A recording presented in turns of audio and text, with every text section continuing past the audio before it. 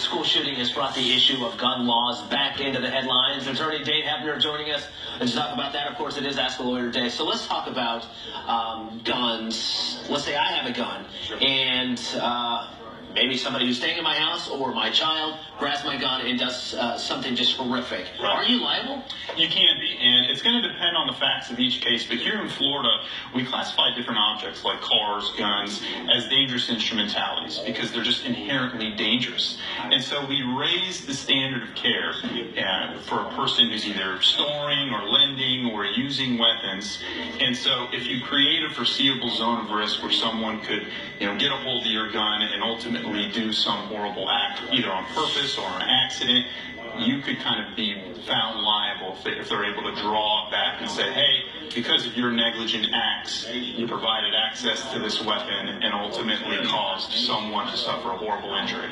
So there's a big difference in keeping the gun in your desk drawer versus putting it in a safe with a lock and key, that sort of thing. Exactly. If you're taking every reasonable precaution that anyone could ask of you, putting in a gun safe, storing ammunition separately, keeping it under lock and key, you're much less likely to ultimately be found negligent or responsible. Whereas if you keep it loaded and you throw it in your glove box and you park the car for the day and you leave it unlocked, those types of scenarios in a high crime area, those are scenarios where they're going to say, hey, you created a foreseeable zone of risk, and ultimately someone got injured, and we think you're partially at fault. We've had a big problem with car burglaries, and in some of those burglaries, guns have been taken. Right. Could you be found liable then if you have a gun that is loaded in your glove box and is taken overnight? Right. It's gonna come back to a case-by-case factual scenario. It's a more defensible case because the crime of breaking and stealing the property is maybe a superseding cause. Like, hey, that's not foreseeable. Criminal acts aren't foreseeable.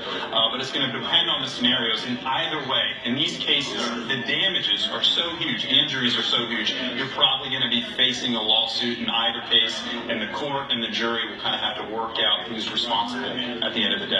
So you might win, you might lose, but just to save yourself the legal headaches, just take the steps. Right. Do everything you can. Be safe. Storm appropriately. All right, Dane Heptner joining us. Thank you. I appreciate it. Very good insight. Thanks, Walter.